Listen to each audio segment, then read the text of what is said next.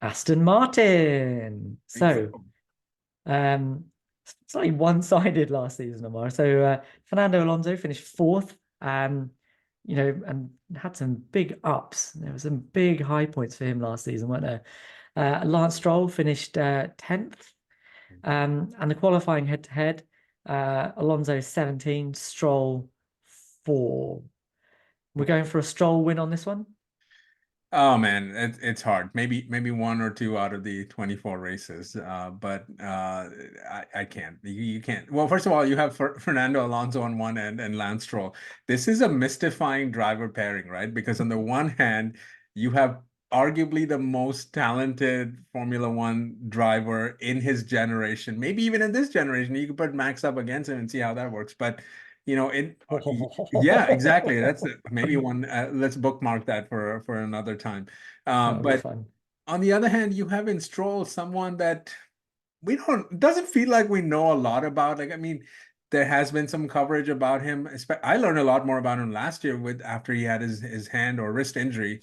And that's when I probably knew a lot about Stroll. And it's really difficult, right? Because I think on the one hand, you could argue that any other driver not named Stroll would probably not have that seat for as long as he has, Yeah. right? And so it's hard to take this driver battle fully seriously because I just don't see it. I don't see it. I just don't. Yep, yep. So Fernando Alonso on a has another season left in him at Aston Martin into 2025. Lance Stroll is on an indefinite rolling contract. Really Um, good. I agree. That's not the way around you would have expected that to go, but there it is. Uh, yeah, look, I have massive respect for Lance Stroll, given, he had that horrible bike accident, broke both his wrists, broke his toe, came back in Bahrain, got some points. Mate, kudos. Absolutely. Not that's not a small thing to do to drive through that kind of pain. And I have to say that was one of the more tear-jerking episodes of Drive to Survive that season six has served us up. Um, but Alonso continues his bludgeoning of his teammates and his bludgeoning of whatever car he's given. Like some of the things he did with it last season. What was it? Six podiums in the first eight races? It's crazy. Unreal. And even after the massive dip that Aston Martin had, to come back when there was a sniff of a podium in Brazil, to pull off essentially the pass of the season Yeah. in Sao Paulo on a Red Bull, no less. Yeah. Mate, this Well, this guy does not back down. And if they're if Aston have got a car that in Dan Fallow's words is a Red Bull beater, potentially, which one? The 19 that's or the 20? as Dan Fallows did not quite say, then then Fernando's going to be the guy that maximizes it. And this is the problem with Lance, right? Is when you've got somebody like Fernando, you know that the car is being maximized, and if you're nowhere near that, then you're not performing, and people are going to ask questions. And at some point, you kind of have to ask, if you were somebody like even Logan Sargent, who is fighting for his seat season on season on season, do you still have the same motivation as the guy that doesn't know if he's going to have a drive next season? When you know that, what, if I'm bored of this, I'm just going to do something else. Yeah. Maybe that's a little bit harsh, but that seems to me what comes out of this. Now Lance has got a turn of speed, right? In the wet, I think back to that pole in Mhm. Turkey in 2020. I think back to his front row start in 2017 and in Monza. When the grip levels aren't so great, his driving style comes alive and he's really good. But consistently he can't seem to put a a season of he can't put a weekend together consistently. And when you've got a two-time champ in the other car, one that's as hungry and motivated as Alonso is, it exposes you. And that, I think, unfortunately, is what's going to happen at Aston Martin again this season.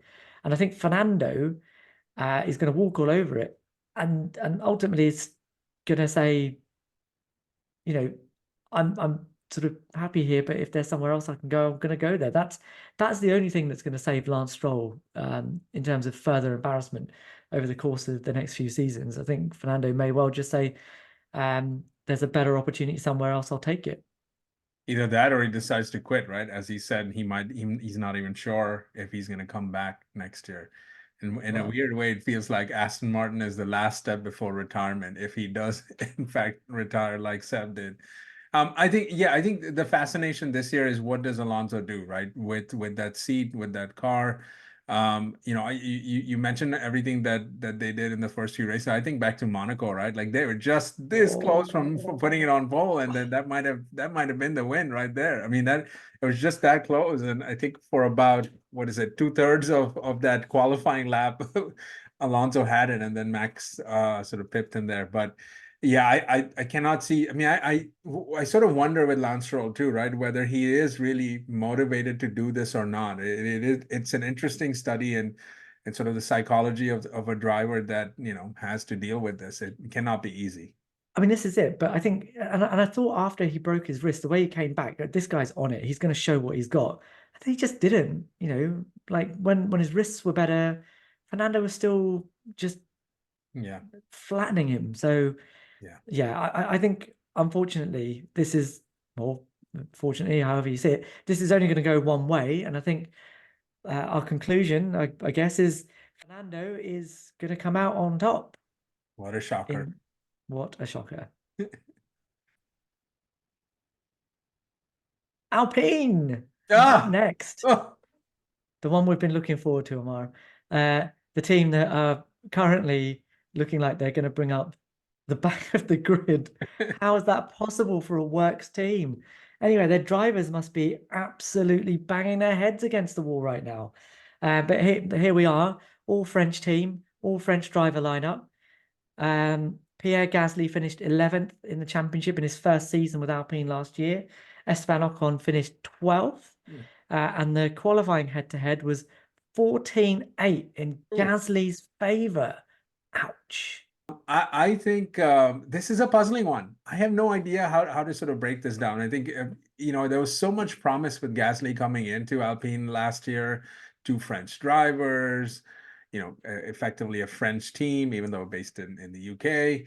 And Alpine's got such a rich history, right? I think about the 05, 06 seasons. I mean, that's sort of the ones that come to my mind. Benetton, Benetton, Benetton, correct? Yeah, of course. 94, 95. Yeah. Sure. Yeah. No, I was just looking at the most recent ones, right? And I cannot think since that season, right? Since the 06 season, I don't think of Renault, Alpine, and in any sort of way as, a contender team. And I think I know it's not that they haven't been, it's just that I don't recall many very moments there. And this year is another dud. I mean, they are back to step one, step zero. I don't know. Like Yeah. they've completely scratched the previous concept, and therefore, in some ways, the driver competition makes very little sense other than the fact that at least one or maybe even both of them are going to be ready for the contract at some point, right? And so that's intriguing. I pick Gasly just because I think that he's done it last year, right? And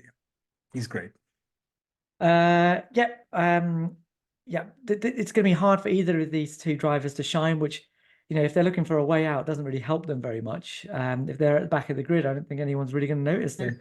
And they're in the most anonymous team on the grid, despite the presence of Ryan Reynolds in the garage. See, They have a car that's overweight and underpowered. Doesn't bode well. But I thought from the beginnings of what could have been quite a close battle between these two drivers. I mean, they really don't like each other anyway, right? so that adds a little bit of spice to it. Mhm. Um, they but they separated out quite markedly. So Gasly really did sort of stamp his authority over that team by the end of the season. Um, and Ocon has to really take a look at himself and wonder why that happened, because he's been at that team now for 3 seasons. He's been beaten by Daniel Ricciardo over a season. He's been beaten by Fernando Alonso. He's now been beaten by Pierre Gasly, all in their rookie seasons in that team. Um, Ocon really needs to up his game if he has a game to step up. I hope he does because I really like the guy. I think his backstory is great. He really is a rags to riches driver, and he's held in high regard by the good people at Mercedes, which is why he's been talked about as a potential replacement for Lewis Hamilton. But the more seasons that we see of him, the more that pattern of him not being quite there sort of emerges. And actually, my worry with him is that when he gets angry, he drives into people. The more pressure you put on him, the more mistakes he makes, and it tends to be aggressive ones into his teammate to show that he's the guy who should be on top, rather than actually churning out those results. And as good as I think Gasly is, I think this whole situation reflects more poorly on Esteban than it does well on Gasly, if you see what I mean. I don't think Gasly is a sort of benchmark um, guaranteed championship winning driver. I think if you put him in the right car in the right situation, sure he could do it, and he's got a race win under his belt, as does Ocon. I just don't think that he's your nailed on benchmark of a driver in the same mold as Lando, George, Lewis, Max, all of those guys. Um, so the fact that you're not even able to overcome that guy who's brand new into your team, I think that's a worrying sign. So for me, my end result I think is the same as yours. I think in an anonymous season for Alpine, Pierre Gasly is going to come out on top. No, I agree. I think that Gasly's also been up against Max at Red Bull, right? There's something to be said about that. And yes, that didn't work out well, but since then he has done wonders for himself in what he did with AlphaTauri back when it was that. I just feel sad for both the drivers to some extent, right? I completely take your point on Ocon too, but I mean, in a sense, Alpine have not done anything that has suggested that they would, that they would make their way and be in the mix for things. I mean, we're talking about Aston Martin coming from all the way back. Their most infamous thing has been the firing of Otmar Szafnauer a couple years ago, and that's the only sort of thing that sticks out other than the celebrity endorsement. So I think this is also a reflection of the team as much as it is about the drivers. But yeah, it's hard. It's hard to see Pierre not have this in control at the back of the grid, I might add. So Yeah, I think so too. So there you go, Alpine, Gasly over Ocon.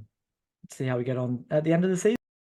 Okay, up next, Williams. And Williams, we have Alex Albon, who finished last year in 13th, and Logan Sargent, who brought up the rear in 21st.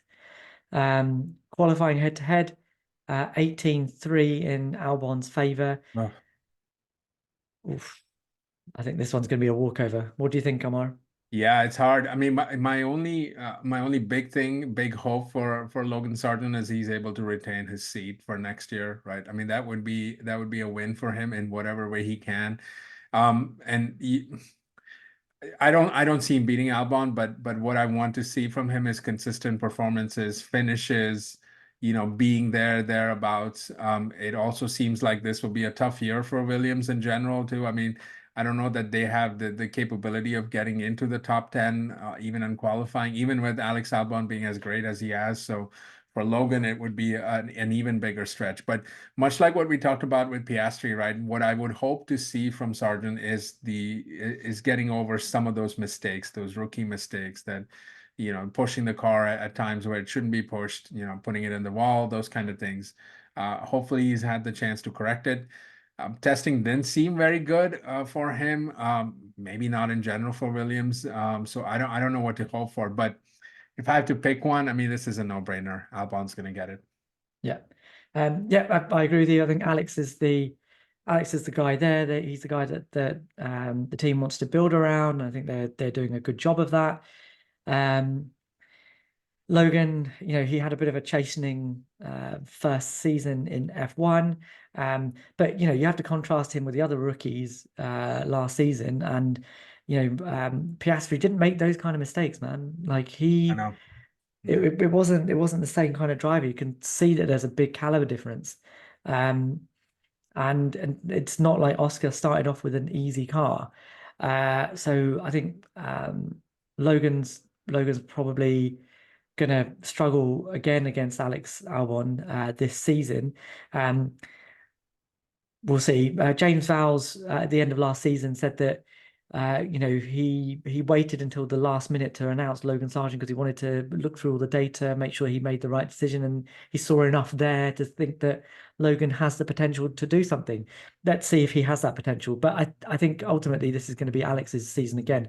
My only worry about Alex really is that he is in a team where he's not really being tested by the guy in the other car. Mhm. He is making the most of what he has, but I don't know what the ultimate potential of that Williams is because I don't think Logan Sargent is anywhere near it. But Albon has had some really, really good results. And if you look at what the strengths of that car were last season, he was able to play to those strengths. Yeah. And he was able to preserve the tires when he needed to, defend like a lion when he needed to. Mhm. Montreal really comes to mind. That was an unbelievable drive. Um, so Alex has it in him, I think. Um, just that tiny little seed of doubt that I don't quite know what his ultimate potential is. The only time he's been up against someone really high caliber, it didn't work out, but he didn't get long enough, I don't think, against Max Verstappen, really. I think a subsequent season would have Would have helped. been more illuminating. But right now he's doing everything he needs to do. And I think this one's a walkover. This one's a walkover. The only thing I would add is, after Lando, I see Alex as this season as being more critical for him and where his future is, because if Yeah. he is going to stick with Williams, he's probably resigning himself to not being in the fight for a championship in his career. Like, this is probably it. And if he really wants to try to get back in there, get back in the mix and actually compete for world championships, or at least be in a top contender, then this is the year to make it. And with the funny driver market, who knows what that happens. But yeah, it's an easy one here. So RB, Racing Bulls, VCAR, Visa Cash App. I Okay. don't know what they're calling them, but they're on the grid next. Uh, and last season, Yuki Tsunoda was leading the light, championship position 14. The guy that ended the season with him, Daniel Ricciardo, finished 17th. This is the most irrelevant championship position recording that we have because Yuki had three other drivers up against him. But the qualifying head-to-head was probably a little bit more illuminating. Sonoda against De Vries, 8-2 in Sonoda's favor. Sonoda against Ricardo, 4-3 in Sonoda's favor.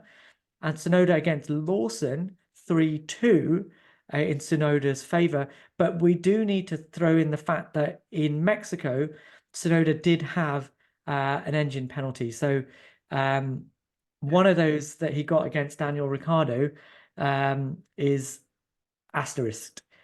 What do you reckon? Who's got this one? Yuki versus Daniel. Oof. So Yuki's had the results he has because he's been there the longest, right? So you would have naturally expected him to beat everyone out. I think this is going to be Daniel Ricciardo's year. I think that with the RB, I want to say it's an RB 19 that they're driving. Funny enough, they don't even mind By the way, people called us out for talking about Red Bull having two teams. I mean, they named this other team RB. Like, what could be more obvious than that? Anyway, I digress. But I think this is the year that Daniel's going to really want to put it down, and he is vying for that second seat right next to Max at the other RB. So I can just see him coming in, having had a full off season, had some time under his belt. He seemed to have done well, having driven this car in a private test or a private run somewhere last year too. So. I can see that there's the makings of a pretty fantastic Daniel Ricciardo season in that regard, and I can see him winning this. Cool. I'm going to go the other way. I think Yuki's going to have this. Really? Yeah. Why? I think Yuki has, under the radar, been gradually improving season on season. He still has sweary moments, but he was the guy that was knocking on the door of points early in the season. Mhm. And even when his highly regarded cameo teammates turned up, he still beat them, right? Now, I take your point that Daniel Ricciardo is now going to have ensconced himself within the team, and he's going to have an entire season ahead of him to prove what he's got and the motivation of a potential Red Bull seat at the end of it. I'm not sure that we've got the same Daniel Ricciardo anymore that we did back in 2018, or even 2019 and 2020 when he was at Renault racking up the odd podium. I think McLaren really hit him hard. He then had that gap at the end of last season with his wrist, and as motivated as he is, I'm not sure he's quite the same Daniel Ricciardo. And that's that's difficult for me to say because I really love Daniel Ricciardo, right? And he may well prove me wrong. He may well prove me wrong. But I really, really like Yuki Tsunoda. There's probably a reason why he hasn't been called up to the Red Bull seat to replace Sergio Perez up until now, because there's clearly still some doubts about whether or not he can cope in that particular environment with that kind of pressure. But actually, Yuki's been a hard worker. He's gone from being really underprepared, really fast but underprepared, to starting to really get what he's meant to be doing and honing his craft. He may have peaked, and that may be his problem. But if he hasn't and he continues to improve this season, I think his potential is higher than what Daniel Ricciardo at this stage of his career can do. I know that's controversial and people are going to go at me in the comments for that one, but if Yuki can actually improve, I think he'll be a force to be reckoned with. I don't think he's anyone's fool anymore. He may have been at the start of the season, not the start of the season, at the start of his career in Formula One, but I think he's matured a little bit, and I think that he'll have this one.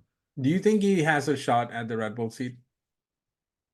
That's a different question, and I think something extraordinary would need to happen for Yuki to get that seat, unfortunately, based on current form. But if he shows that he's got something else and he actually comes out on top of Daniel Ricciardo convincingly this season, then you've got to ask the question. You definitely got to ask the question, because Red Bull have put drivers with much less experience than Yuki Tsunoda up against Max Verstappen. Um, so if he does the business this year, then you've got to ask the question, why are they not putting him up there? Fascinating. Fascinating. Okay. So I guess we did. have to reach consensus here. Um, I I'm fairly slim on Yuki Tsunoda, so I'm happy to put it down as Daniel Ricciardo. But if Yuki wins this one, I want you to remember that I said it at the end of All the right. season. All right. Will do. Will do.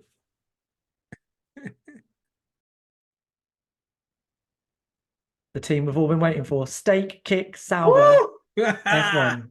Let's Yeah. go. Here it is. Here it is. And this is a team that's gearing up. This is not their season yet, but it's gonna be another building year, which is why they've still got ostensibly building drivers. Been Drivers hearing that for 3 years now, are but they gonna be there when Audi turn up? who knows? I find that slightly difficult to believe. But here we go. Valtteri Bottas, position 15th in 2023. Zhou Guanyu, 18th. And the qualifying head-to-head, Bottas 15, Zhou 6. I have to admit, I didn't think Bottas was at 15. That's actually pretty good now that I think about it. It's not bad. I mean, look, He's not a bad qualifier though, is he's in he? the top 5 of the bottom 10. So there you go. So, hey, there's always look, man. I mean, my answer to this question is I don't care. It really doesn't even matter. What are we talking about here? So I don't, what the hell is Valtteri doing? I mean, he seems to be having a great time. So I guess again, to me, it's again, this reminds me of my guy being at Alfa Romeo, and sort of this is like when you mail it in towards the end of your career, you're just trying to, because you love racing so much that you'll race anyone, anywhere, anytime. It feels like that kind of labor of love kind of thing. It's hard to see Valtteri not win the head-to-head really because again he's been through much more difficult periods in his career. He's been up against a seven-time champion, right? And he seems to have a great rhythm with the car as well. Jogan, I haven't seen enough to kind of feel like okay, we haven't quite. I don't feel like I've seen the one or two moments that you typically want to see with a driver. So it does feel like a tough one to sort of parse through, but yeah, Yeah, I don't have a huge amount more to add to that. I think Valtteri's aim this season really is to try and proceed. give Audi enough incentive to say I'm your guy, and perhaps stake with the with James Key at the helm of their technical design and Andreas Seidel started to build up the team. Maybe they'll move forwards, but I have to say I don't have a huge amount of faith in James Key. Sorry, James. And I think this driver lineup is, for me, after 3 seasons, the least exciting driver lineup on the grid. I think Bottas is gonna take it, but and I like Zhou Guan Yu. I think he's got something about him, but I just don't think it's enough for a long-term future on the grid as a front runner. And I think Bottas, with his experience, and we know he's got one lap pace. Yeah. I think this is going to be his for the taking So if again. Audi's gonna come in as a works team, right? They're gonna want to likely make a splash. I cannot envision them wanting these two drivers unless the others pass, right? This feels like one of those things. So that's the only sort of remarkable thing I can think about the Sauber stake team right now, as it is. That's it. So there you go. It's going to be Bottas is going to win over Zhou Guan Yu at stake in their highlighter green. Can't wait. Go. Haas F1. Oh, Woo! is Okay, Gunther here we go. there? Is he there? Is he back? No. Oh man. No. Oh, But he is doing what you said he would be doing. He's on German TV there we calling go. races. There you go. Mate, you got your wish. You You got can't your stay wish. away from the cameras. Cannot stay away from the camera. Here we go. So, last season we had Kevin Magnussen finished the championship 19th. Oof. Nico Hulkenberg finished 16th. Ooh. And the qualifying head-to-head was 15-7 in Hulkenberg's favor. And remember, this was Hulkenberg's first season at Haas after wait for it, 3-year hiatus. Oh my God, what is Kevin Magnussen doing? Yeah, I'm with you. I mean, what does this say about Magnussen, right? Let's not forget the circumstances under which he was asked to come back to, right? I mean, there was a lot happening back then. Feels like years ago now, but um, I don't know. I think Hulkenberg has been really impressive, right? And he's a driver I genuinely feel bad for having raced as long as he has. He's never had the real sort of crack at genuinely being in podium positions. Maybe one or two races where I think he could have, right? Thinking back to his Renault days, maybe there's a chance in there, but I cannot once again remember a sort of a memorable moment where it's like, oh, Hulkenberg really kind of there. But he's done great. He's done great at Haas, and this is a tough year to predict anything at Haas, given what they're going through. It doesn't seem like they have the resources. So, what the hell? I'm gonna pick Hulkenberg to repeat. Yeah, I agree. I think this is Hulkenberg. If you watched Jolyon Palmer, he did a nice little video about different driving styles towards the back end of last season, and he's a guy that's driven against Magnussen, and he had more of an insight into the way that Magnussen drives, and he suggested that it was closer to his own style, whereas Hulkenberg was able to just be a bit calmer at the wheel, but carry a little bit more speed, was able to commit better on the brakes, and just eke out a bit more of the latent potential in a car. Um, so I think in terms of the head-to-head, I think Hulkenberg's going to get it. He's always been a guy that's had good one-lap pace, and that lovely breakdown by Julian Palmer, Mm. I think speaks to that. I think Magnussen is a when he's in the mood, he's a really feisty driver, but I don't think he has the ultimate potential that Nico does. Nico, I always feel really bad for Nico. Again, the wrong driver at the wrong time. He potentially could have got a Ferrari seat if he had been a little bit shorter and a little bit lighter. But he was vying for that Scuderia seat when the minimum weight hadn't separated the car from the driver, so he was at a disadvantage. So he never really got his break. He holds two records, to my knowledge. He has the most number of starts without a win, bar on Andrea De Cesaris. De Cesaris, sorry, Andrea De Cesaris. So he's coming up on that 203 races, plays 208. He also has the most number of races without a podium. That's tough. It really is. Right. And he's also the only rookie winner of GP2/F2 that hasn't won a race. Come on. What has the world done to Nico Hulkenberg?